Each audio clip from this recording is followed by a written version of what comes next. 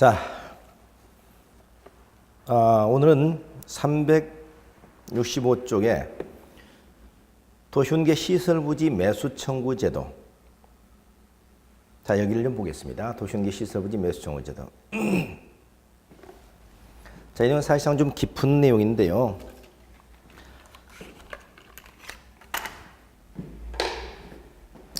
이걸 우리는 뭐라고 하냐? 장기 미집행,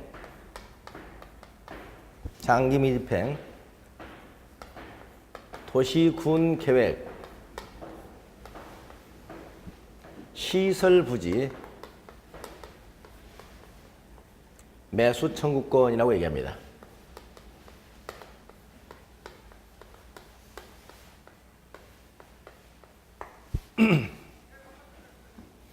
사실은 인문과정에서는 굉장히 깊은 내용이에요. 교재 나와 있으니까 잠깐 좀 보도록 하는데, 자, 이건 뭐냐? 여기에 갑이라는 사람이 토지를 가지고 있습니다. 토지를 가지고 있는데 갑의 토지 위에 여기에 공항을 건설하겠다, 학교를 건설하겠다, 공원을 조성하겠다, 이렇게 결정이 됐습니다. 그러면 이 공항이나 학교, 공원, 이건 아까 기반시설이었죠. 기반시설이었는데 이 기반시설 중에서 학교, 공원, 공항을 건설하겠다는 도시군 관리 계획으로 결정이 되면 이 기반시설은 뭘로 바뀌냐? 도시군 계획 시설로 바뀝니다. 도시군 계획 시설로 바뀐다고요. 기반 시설이 뭐로 바뀐다? 도시군 계획 시설로 바뀌어요. 왜냐하면 계획을 거쳤기 때문에.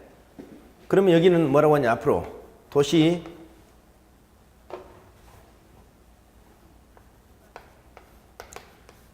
계획 시설 부지라고 얘기합니다. 도시군 시설 부지.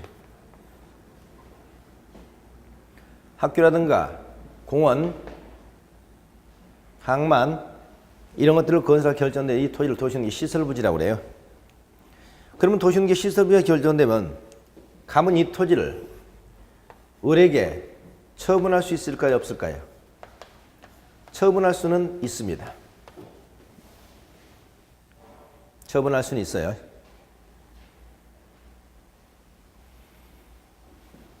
만약 처분하게 되면 을이 새로운 이제 소유자가 돼가지고 나중에 이 토지가 수용당하게 되면 을이 보상을 받게 되겠죠. 그래서 처분은 자유롭습니다. 근데 시설부지에서 앞으로 뭐가 안 되냐? 개발행위가 금지됩니다. 개발행위가 금지된다는 것은 갑은 이 안에다가 앞으로 건축물 건축이라든가 또는 공작물 설치라든가 이게 안 된다는 얘기죠. 건축물 건축이나 공작물 설치가 안 된다. 왜냐? 만약 여기다 건축물 건축, 공작물 설치를 허용하게 되면은 갑은 나중에 보상금을 받을 때 보상금을 한 푼이라도 더 받기 위해서 이 건축물 건축, 공작물 설치를 계속하게 될 겁니다. 그러면 나중에 사업 시행자는 보상금이 눈덩이처럼 불어나서 사업을 제대로 시행할 수 없겠죠. 이걸 막기 위해서 시설 부지가 결정되면 건축물 건축이나 공작물 설치를 금지시켜버리는 겁니다. 문제는 뭐냐? 이 사업이 바로 시행만 되면 갑은 큰 피해를 보지 않아요.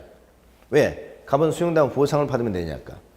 그런데 사업이 계속 시행되지 않다가 나중에 한 10년쯤 지나서 15년쯤 지나서 사업을 한다고 하시죠. 15년쯤 지나서.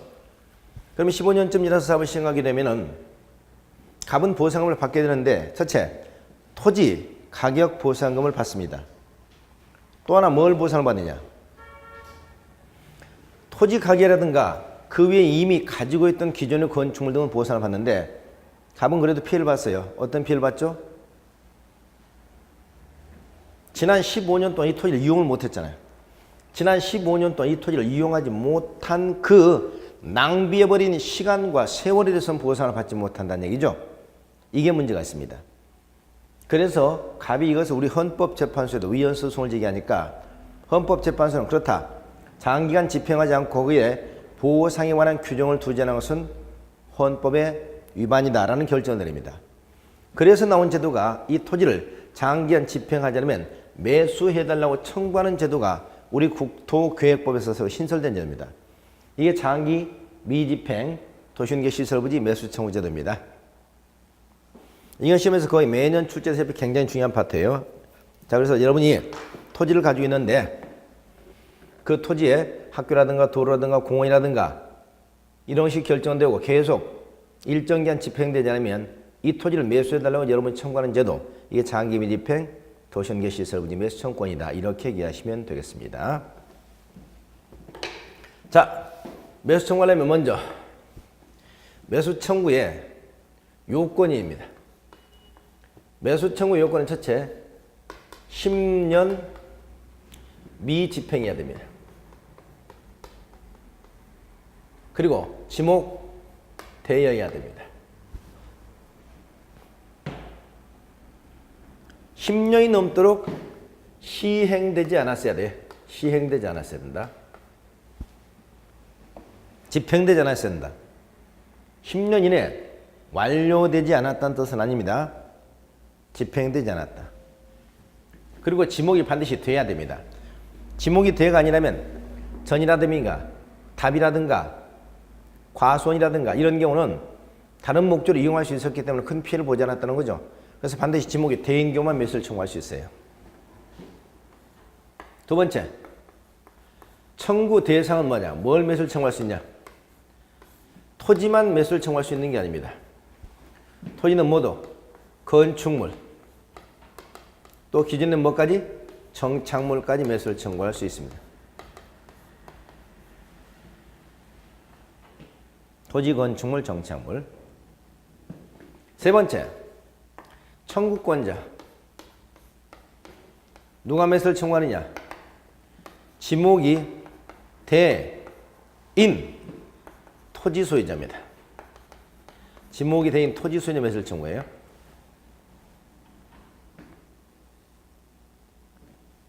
매수는 누구에게 청구하느냐?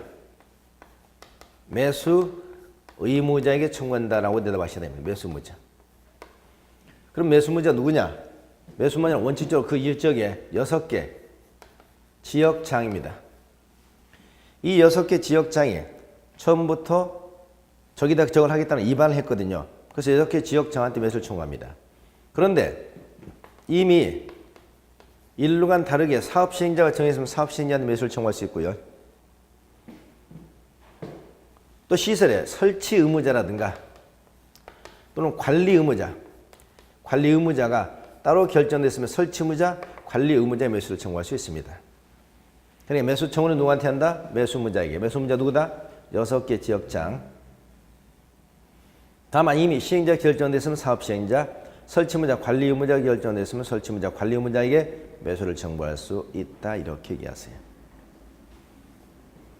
네 번째, 청구권의 법적 성격은 말이죠. 이건 형성권이 아닙니다. 형성권이 아니다는 것은 이건 매수의 의무는 없다는 거예요. 매수의 의무는 없다. 그럼 매수의 의무가 없기 때문에 매수를 할 수도 있고 매수를 하지 않을 수도 있다는 얘기입니다. 매수를 할 수도 있고 매수를 하지 않을 수도 있다. 이때 6개월 내에 매수 여부를 결정해서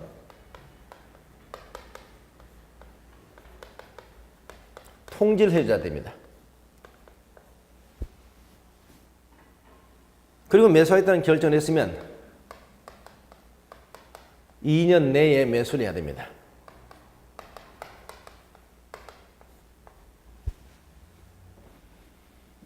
매수 의무는 없기 때문에 꼭 매수를 해야 되는 사인인데 매수하겠다는 것은 6개월 내에 결정해서 통지해야 되고 매수하겠다는 결정을 했으면 2년 이내 매수를 해야 돼요. 이때 매수 방법은 뭘로 매수하느냐?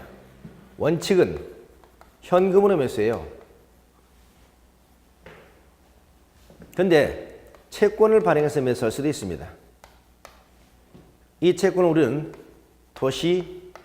도시군계획, 시설채권이라고 합니다. 시설채권. 매수무자 누굴 때? 지방자치단체일 때입니다. 개인은 안 돼요. 그래서 매수 방법은 현금으로 매수하되 매수무자가 지방자치단체인 경우는 도시환기 시설 채권을 발행해서 매수할 수도 있다 기억하세요.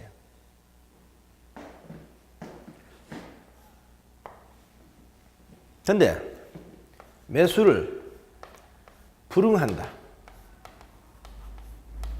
매수를 불응한다는 얘기는 뭐죠? 여기서 매수하지 않겠다는 결정, 매수하지 않겠다는 결정을 한 경우,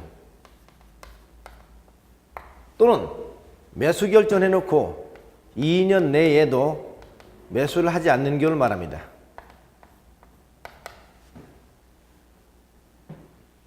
매수하지 않겠다는 결정을 했거나 매수하겠다는 결정을 했고 2년에 매수하지 않는 경우, 이런 경우는 토지 소유자에게 무한정 이용하지 못하도록 금지시켜 놓을 수는 없겠죠. 그래서 이때는 소위 토지 소유자가 개발행위 허가를 받아요. 개발행위 허가. 이 개발행위 허가를 받아서 뭘 할 수 있냐? 3층 이하의 단독주택을 건축할 수도 있고요.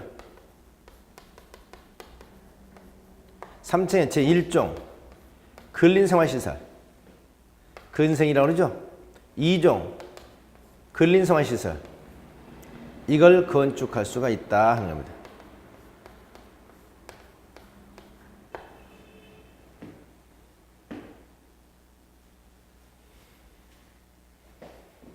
매수하지 않겠다는 결정을 했다. 또는 매수했다는 결정을 해놓고 2년에 매수하지 않는다. 그러면 토지 소유자는 개발의 허가를 받아서 3층 이하의 단독주택이나 1종 근린생활시설, 2종 근린생활을 건축할 수 있어요. 그러다가 사업이 시행되면 어때요? 사업이 시행되면 이거 전부 다 철거되겠죠? 철거되되 이건 정당 보상해 주겠다는 얘기입니다. 왜? 10년이 지나서 매수 청구해가지고 매수를 하지 않았기 때문에. 그럼 만약 20년 내에 사업이 시행되지 않으면 저 시설 결정은 실효가 되어버립니다. 시설 결정이 실효된다. 이 실효를 뭐라고 하냐? 한마디로 일몰제라고 합니다. 일몰제.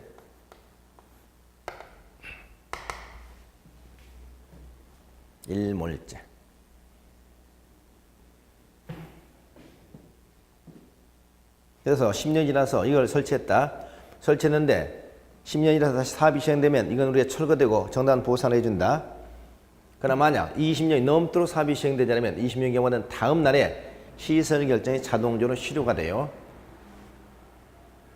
실효가 되게 되면은 여기서 어떻습니까? 이제 20년 경우는 다음 날부터 이제 시설 풀리게 된다는 얘기죠. 자, 이걸 장기 미집행 시설부지 매수 청구권이다 이렇게 얘기합니다. 그래서 시설부지 매수 청구 요건은 10년 미집행 지목돼야 된다. 뭘 청구할 수 있다? 토지와 거기 있는 건축물과 정착물까지도 매수를 청구할 수 있다. 청구권자 누구다? 지목이 대인 토지 소유자다. 지목이 대인 토지 소유자.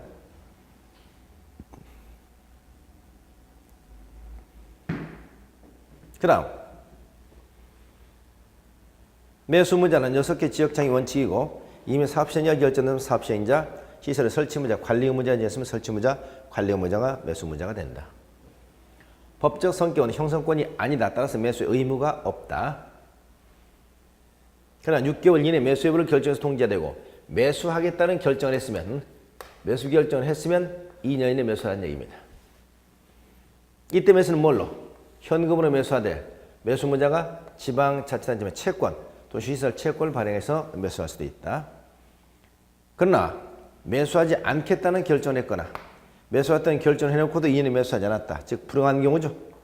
이런 경우 저 토지 소유자 갑에게 계속 피해만을 강요시킬 수 없기 때문에 갑은 개발행위 허가를 받아서 3층의 단독주택, 3층의 제1종, 제2종 근린시설에서 건축할 수 있다. 이게 건축이 되어 있더라도 여전히 이거는 시설부지죠. 도시는 시설부지입니다. 그래서 시설, 사업이 시행이 되게 되면 이것들 전부 다 철거되겠죠? 철거돼. 여기다 뭐를 정당한 보상은 해주겠다는 얘기입니다. 그럼 몇 년이 넘도록? 20년이 넘도록 사업을 계속 시행하지 않고 있다. 그러면 20년 경우는 다음날에 시설부지가 실효가 됩니다. 실효. 얼마라고 한다? 일몰제가 된다. 그래서 20년 경우는 다음날에 실효가 된다. 이렇게 기억하시면 되겠습니다. 자, 여기까지가 도시연계 시설부지 매수 청구권이 되겠습니다. 자, 이 정도 내용만 간단히 좀 정리해 주시면 되겠고 너무 깊게는 들어가지 마시고 입문 과정이기 때문에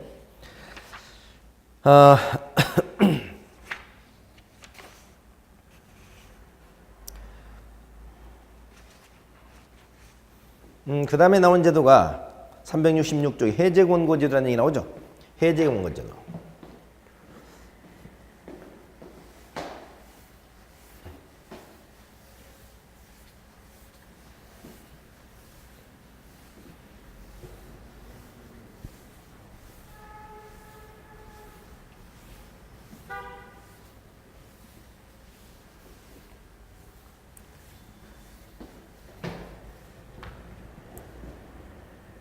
자,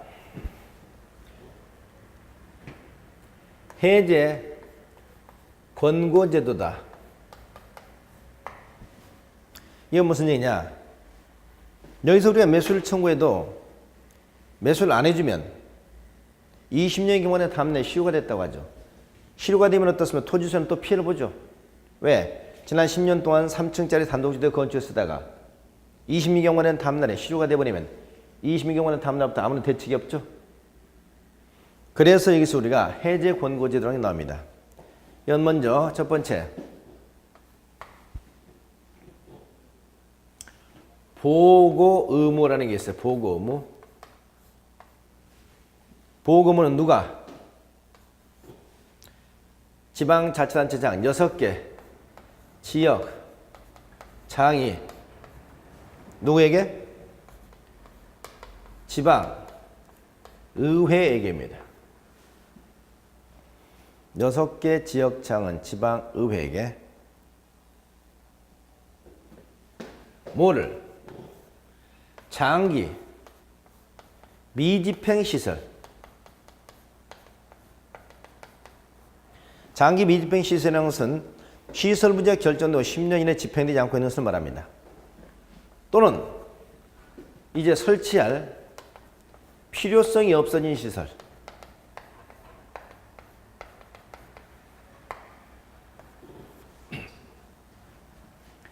(10년이) 넘도록 설치되지 않았거나 또는 10년이 지나지 않았지만 이제 설치할 필요성이 없어진 시설에 그 현황하고요. 단계별 집행계획을 보고하도록 되어 있습니다.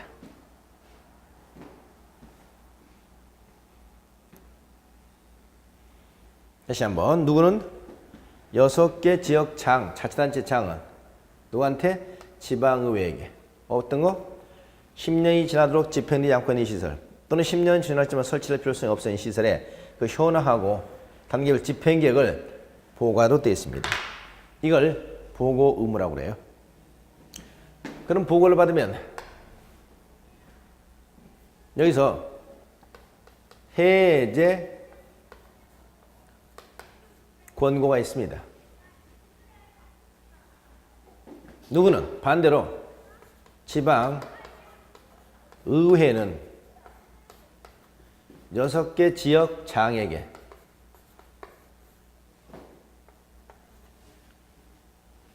해제를 권고할 수도 권고 가능입니다.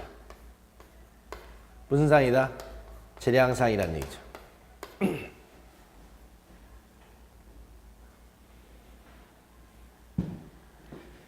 이렇게 하게 되면은 권고는 뭘 갖느냐? 기속력을 가져, 기속력. 그러면 6개 지역 장은 해제해야 될 뭐가 있다? 의무가 있다는 얘기죠. 의무.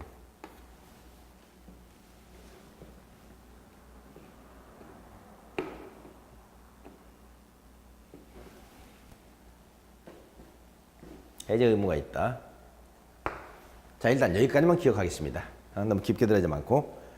자, 그래서 해제 권고제도. 해제 권고제도는 장기간 집행되지 않고 있는 시설이거나 또는 설치할 필요성이 없는 시설이 있을 때는 6개 지역장인 지방의회에다가 현황과 단계별 집행계획을 보고가 되어 있고 보고받은 지방의회가 해제를 권고할 수 있다. 그럼 권고는 기속력이 있기 때문에 권고 받으면 해제하거나 해제를 필요한 조치를 취하라는 얘기입니다. 이게 해제 권고제도예요. 이렇게 해서 장기 미집행에 따른 여러 가지 불합리한 점을 개선하겠다 해서 나온 제도가 장기 미집행 시설부지 매수청구권과 그에 따른 해제 권고제도가 되겠습니다. 자, 여기까지. 자, 이렇게 해서 오늘 국토개법을 여기까지 마무리 짓도록 하겠습니다. 국토개법.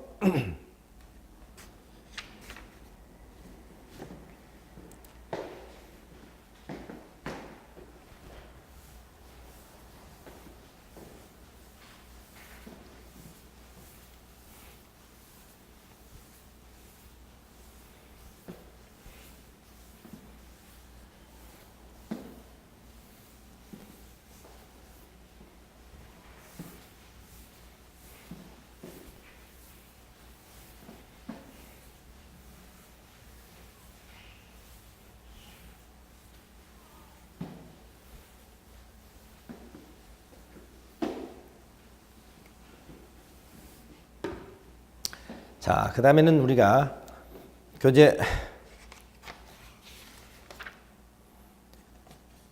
도시개발법을 보겠습니다.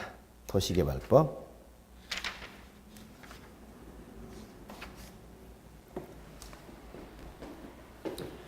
자, 도시개발법은 도시개발사업,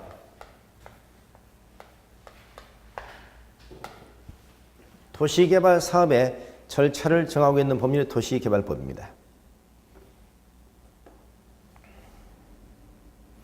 그럼 먼저 우리가 도시개발 사업이 뭐냐? 도시개발 사업의 정의부터 한번 볼까요? 도시개발 사업은 도시 앞에다가 신이라는 표현 하나 더 붙여주면 되죠? 신도시 개발 사업이라는 얘기입니다. 그러면 도시개발 사업을 어떻게 정의하느냐? 그 용어 중에서 2번 한번 볼까요? 도시개발 사업이라는 것은 도시개발 구역 안에서 주거, 상업, 산업, 유통, 정보통신, 생태, 문화, 보건, 복지 등의 기능을 가지는 단지 또는 시가지를 조성하기 위해서 시행하는 사업을 말한다고 그랬죠. 도시개발 사업은 한마디로 조성 사업을 말합니다. 어디에서? 도시 개발구역 안에서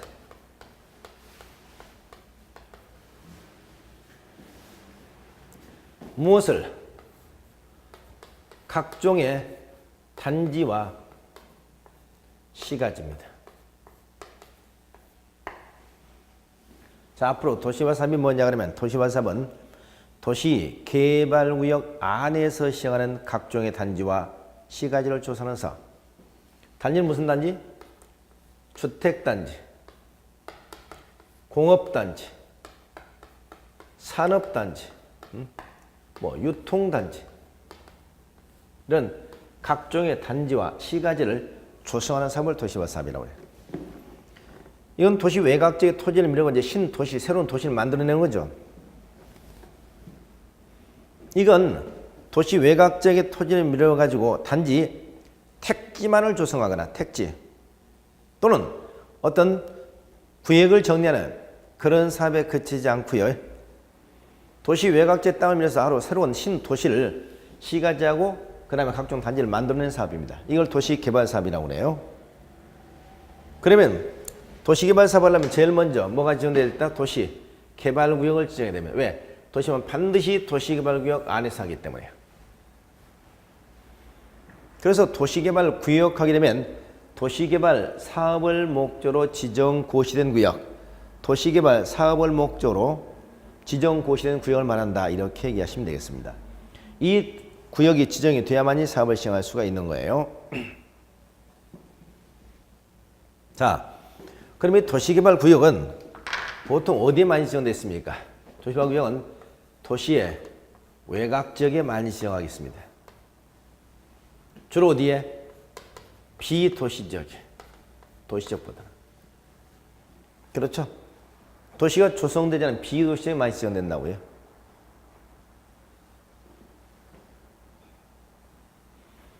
그러면 한번 지정 한번 해볼까요?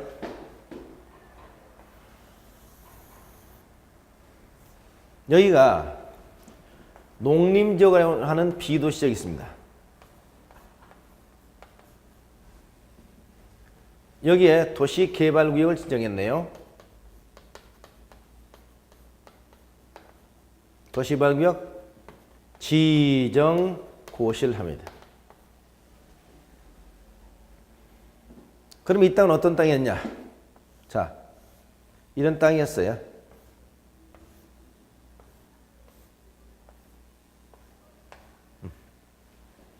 구역이 엉망이죠. 이게 A의 땅, B의 땅, C, D, E, F, G 이런 토지의 땅 말이죠. 저렇게 도시 외곽지역 구역이 엉망인 땅이 있으면 여기를 도시개발구역 지정해서 신도시를 개발하는 겁니다. 신도시 어떻게 개발하냐? 제일 먼저 구역을 먼저 정리할 겁니다. 이렇게요.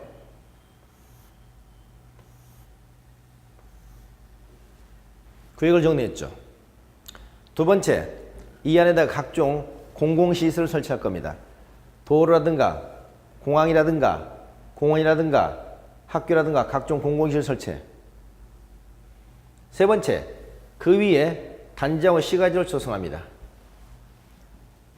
단지와 시가지를 조성을 한 다음에 마지막 땅이 남겠죠. 이 남는 땅을 어떻게 처리할 것이냐에 따라서 사업 시행 방식이 크게 두 가지 있습니다. 첫째는 수용 방식이 있다.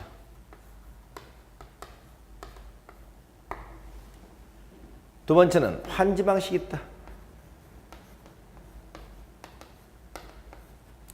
세 번째는 혼용 방식이 있다.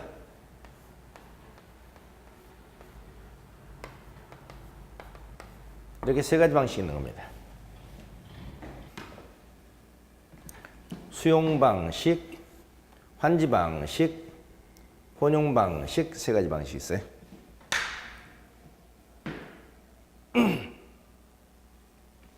자, 수용 방식은 어떤 방식이냐? 사업시행자가 결정되면 사업시행자 이 토지를 전부 다 수용을 해요. 일괄 수용해서 이들에게 보상금 지급한다는 얘기죠? 보상금 지급하면 이 보상금 받고 떠나겠죠. 떠나고 나면 아무도 없는 빈 땅을 부담 없이 밀어서 이걸 조성하고 남는 땅은 일반인에게 분양하는 방식이죠. 이걸 수용 방식이라고 합니다.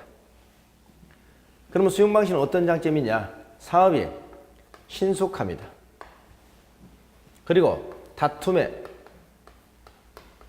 소지가 적겠죠. 이게 장점이에요. 반면에 단점은 엄청난 손실, 보상금, 즉 자금 문제가 걸리겠네. 자금 문제. 또 보상금이 풀리면 이 보상금이 다시 어디에 들어가죠? 주변 토지에 대토 수요, 대토로 다시 들어가게 됩니다. 주변 땅을 사게 된다고요. 그러니까 주변 토지 가격이 다시 급등하죠. 한마디로 우리가 집가 상승과 투기를 갖다 야기시킨다 하는 단점이 있습니다. 그래서 수용 방식은 보상금, 즉 자금 능력이 충분하면서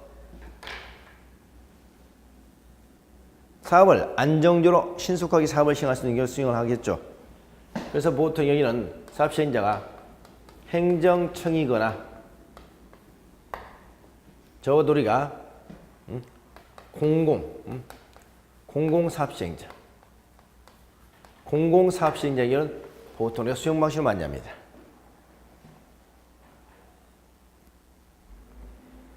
반면 환지방식은 이 토지를 수용하지 않아요. 수용하지 않고 이 토지를 그대로 놔두고 사업시행자 이 땅을 밀어서 이렇게 땅을 조성합니다. 조성하고 각종 단지 시가지를 조성하죠. 그리고 이 남는 땅을 저 토지세에 돌려주는 겁니다. 자신이 가지고 있던 종전 토지 대신에 새로 조성된 새로운 땅으로 바꿔준다. 이걸 환지라고 그래요. 바꿀 때는 어떻게 바꾸느냐? 소위 간보율이라는 것을 적용합니다. 간보율 다른 말로 토지 부담률이라고 그래요. 토지 부담률. 이건 한마디로 여기 A에게, 여기 B에게, C에게, D에게 이렇게 토지를 주는데요. 이 땅은 종전에 자신이 가졌던 100% 땅을 모두 받게 되는 것은 아니라는 얘기입니다. 왜냐? 이론을 조성하면서 공공시설 설치됐잖아요. 또 사업시행 비용에 썼잖아요. 그래서 이 토지를 자기가 가지는 100% 땅을 모두 받을 수가 없다고요. 그래서 땅을 줄여서 받게 되는데 이걸 간보율이라고 합니다. 간보율은 여러분 통상 50% 정도를 예상하세요. 그럼 간보율 50%를 정하게 되면 여기 A라는 사람이 토지를 500제곱미터 가지고 있었다. 그러면 400제곱미터 A는 토지를 얼마? 250제곱미터 토지를 받게 되는 겁니다. 이런 식으로 반을 갖다 줄여서 받게 되는 거죠. 그럼 토지 면적이 반으로 줄어들기 때문에 손해보는 거 아니나 이렇게 생각할 수가 있어요. 그러나 손해보는 게 아니죠. 왜? 이때 당시에 토지 가격은 평당 10만 원이었던 것이 400건당 이 토지는 얼마? 50만 원, 100만 원, 그렇죠? 이렇게 토지가 급등합니다. 급등하기 때문에 실제 간보율 50%를 적용해도 토지 소유자 입장에서는 환지 받는 방법이 훨씬 더 유리하더라는 겁니다. 이게 환지 방식이에요. 종전 토지 대신에 새로 조성된 토지를 돌려받게 된다. 그 돌려받는 것은 종전과 똑같은 면적을 돌려받는 것은 아니고 간보율, 토지 부담률을 적용해서 일정 면적을 줄여서 받게 된다. 그 줄여진 비율을 간보율이라고 그러고 간보율이 약 50% 적용하면 된다 하는 겁니다. 자, 그럼 환지 방식은 개인의 사유재산 보장에 충실하다는 장점이 있습니다. 사유재산 보장에 충실하다. 왜? 내가 원하지 않으면 떠나지 않아도 되니까. 그러나 사업이 지연되거나 다툼의 소지가 많아요. 사업이 지연되거나 다툼의 소지가 많다.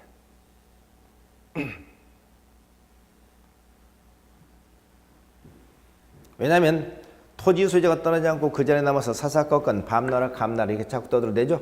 그래서 사업이 지연되고 다툼의 소지가 많다는 얘기입니다. 그래서 이 방식은 주로 토지 소유자라든가 소유자 조합이 시행하는 경우, 토지소유는 조합이 시행하는 경우에 환지 방식으로 많이 사업을 합니다. 자, 이게 환지 방식이에요.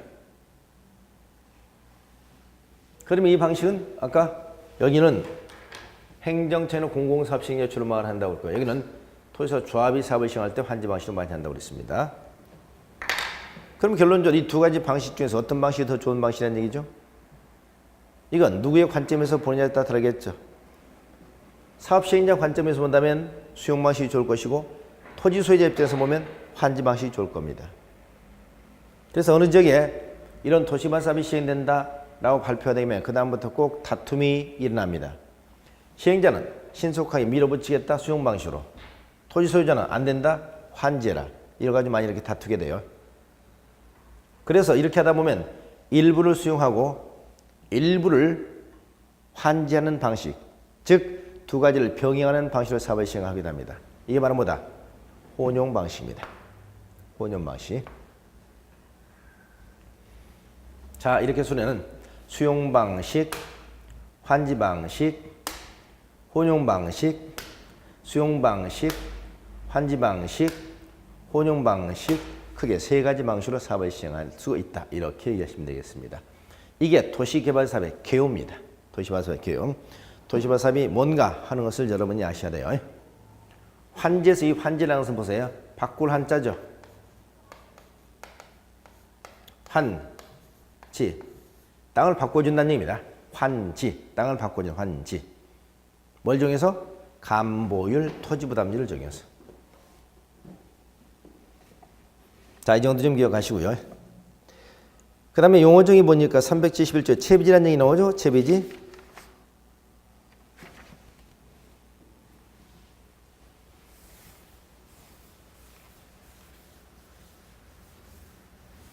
자, 채비지는 뭐냐?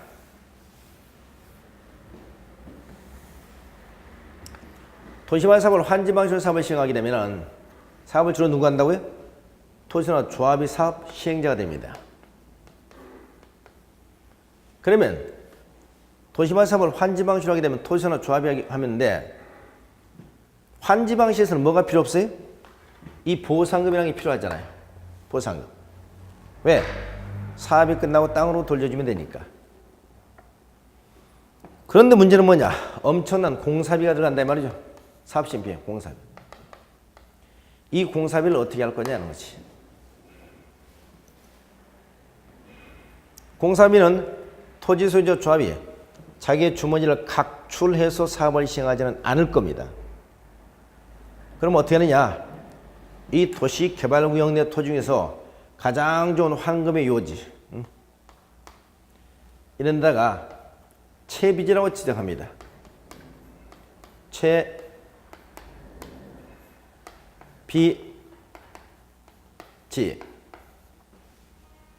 자, 채비지가 비용할 때 비자죠. 대체한다, 교체한다 할 때 채차죠. 사업시행 비용을 대체할 목적으로 남겨둔 토지, 사업시행 비용을 충당할 목적으로 남겨둔 토지, 이걸 채비지라고 합니다. 그러니까 여기다 채비지라고 정해놓고 사업시행 이 채비지를 매각을 해요. 누구한테 매각을 해요? 매각을 하고 남는, 여기서 매각을 하게 되면 이 매각된 토지에서 돈이 나오겠죠. 이 돈을 가지고 사업을 한다는 얘기죠. 이 돈을. 이걸 우리는 뭐라고 한다? 이런 목적으로 남겨둔 토지를 채비지라고 합니다.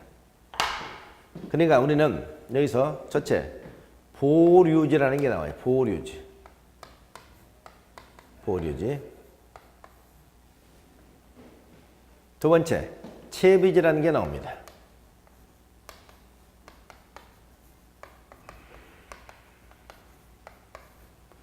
이걸 어떻게 나누냐? 보류지는 말이죠. 사업시행자가 이 토지 중에서 특정인에게 돌려주지 않고 그냥 남겨둔 토지를 보류지라고 합니다. 그럼 채비지는 뭐냐? 남겨놨는데 남겨놓은 토지 중에서 사업시행 비용이 쓰려고, 그 땅을 팔아서 사업시행 비용이 쓰려고 남겨둔 토지를 채비지라고 합니다. 그러니까 보류지는 이건 채비지 플러스 공공 시설용지가 되는 겁니다. 시설용. 채비 플러스 공공 시설용지. 그래서 보류지는 사업시행자가 특정인에게 환지하지 않고 특정 목적으로 사용해서 남겨둔 토지를 보류지라고, 그 보류 중에서 사업시행 비용에 쓰려고 남겨둔 토지 뭐라고 한다? 채비지라고 한다. 기억하세요. 이건 보류지는 채비지 플러스 공공시설용지다. 그래서 이 보류지 때문에 뭐가 발생하느냐? 소위 감보율이 발생합니다. 결국 감보는 뭐죠? 토지가 줄어들었다는 얘기죠. 왜 줄어들었어? 남겨놨기 때문에 줄어든 거죠? 그럼 감보율은 전체 토지 면적분의 보류지가 차지하는 비율 곱하기 100이 되겠네. 그렇죠? 자, 이게 감보율이에요. 이게 보류지 채비지입니다. 그래서 앞으로 보류나 채비지라고 하는 것은 무슨 방식이 나온다? 환지 방식에서 나온다. 보류지는 남겨둔 토지다. 채비지는 사업시행 비용에 쓰려고 남겨둔 토지다. 그럼 보류지는 채비지의 공공시설 용지를 합하면 보류지가 되는 것이고 이 보류지 때문에 간보일이 발생한다. 그래서 간보일은 전체 토지 면적분의 보류지 곱하기 100 하면 간보일이 나온다. 이렇게 보시면 되겠습니다. 간보일이 높은 것이 좋아요? 낮은 게 좋아요? 간보일이 낮은 게 좋죠. 그러면 간보일에 대비되는 개념이 뭐냐? 대비되는 개념이 소위 환지율입니다. 환지율. 간보일이 60%다. 그럼 환지율이 40%라는 얘기죠. 간보일이 55%다. 그럼 환지율이 45%라는 얘기죠. 그러니까 간보일은 낮고 환지율은 높고 그래야 토지 소유자에 유리한 것이죠. 자, 이게 간보율, 환지율이 되겠습니다. 보류지, 채비지, 간보율, 환지율.